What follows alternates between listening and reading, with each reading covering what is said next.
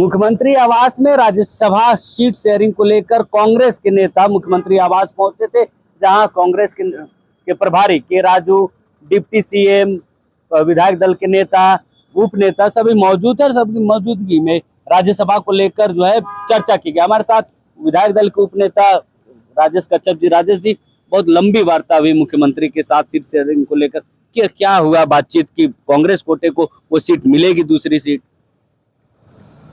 तमाम चीजों पे दोनों हाईकमान ने बात को पक्की किए हैं। उसके बाद में एक मैसेज जो है,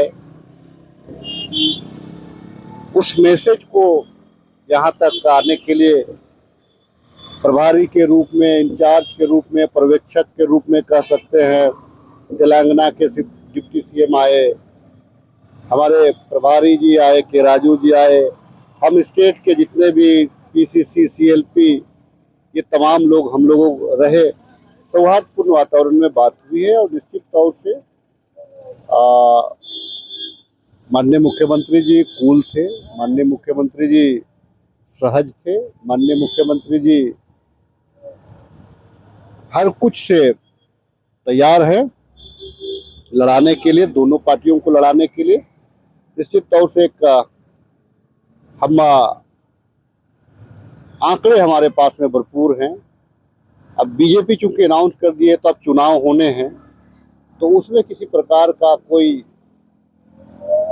दिक्कत ना हो, उसमें किसी प्रकार की कोई गड़बड़ी ना हो, ये तमाम चीज़ों के बारे में, बहुत सारी चीज़ों के बारे में चर्चा परिचर्चा हुई है। निश्चित तौर से हम चुनाव जीतेंगे। विधायक जी, कांग्रेस के पास तो हमेशा बहुमत आंकड़ा होता है, लेकिन फिर भी आंकड़े होने के बाद भी कांग्रेस जो है पिछड़ जाती है। क्या झारखंड में वो चीजें नहीं दिखेंगी? क्योंकि बीजेपी का भी उम्मीदवार होगा, कांग्रेस के जो विधायक को कितने इंटैक्ट है? क्या जो कांग्रेस का प्रत्याशी होगा उसी को वोट जाना है? क्योंकि बिहार, उड़ीसा, इन राज्यों में देखिए कि कांग्रेस के विधायक इंटैक्ट नहीं होते हैं। ये देखा गया है, निश्चित तौर से देखा गया है।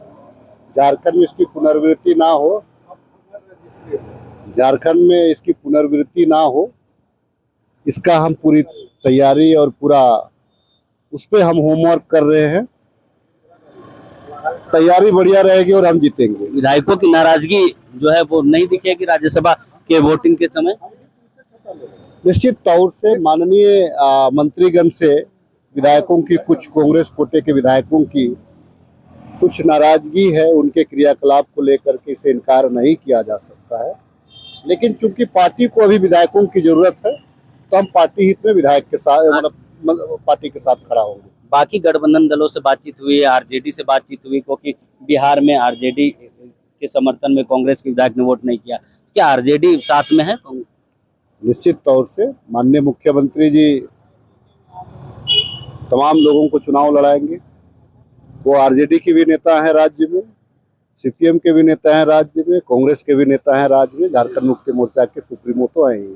चलिए, तो हमारे नेता है तो नेता ही लीड करेंगे। तो मुख्यमंत्री हेमंत सोरेन की अगुवाई में ही कांग्रेस जो है राज्यसभा का चुनाव लड़ेगी, क्योंकि 2 सीटों पर राज्यसभा का चुनाव होना है झारखंड में। तो ऐसे में एक सीट झारखंड मुक्ति मोर्चा के पाले में जाएगी, तो वहीं दूसरी सीट कांग्रेस जो है अपना दावा मजबूत करने के लिए मुख्यमंत्री आवास पहुंची थी, जहां प्रभारी के राजू और तेलंगाना के डिप्टी सीएम की मौजूदगी में जो है मुलाकात या बैठक हुई। हालांकि राष्ट्रीय कांग्रेस के तरफ से तेलंगाना के डिप्टी सीएम को जो है राज्यसभा चुनाव के पर्यवेक्षक के रूप में मानो भेजा गया, और उन्होंने भी बातचीत की है कि कैसे कांग्रेस के उम्मीदवार चुनाव जीते, कैसे कांग्रेस की उम्मीदवारी मजबूत हो, इसको लेकर यह मुलाकात थी। और मुलाकात के बाद ऐसा माना जा रहा है कि दूसरी सीट जो है सेकंड प्रायोरिटी के आधार पर कांग्रेस को मिलेगी।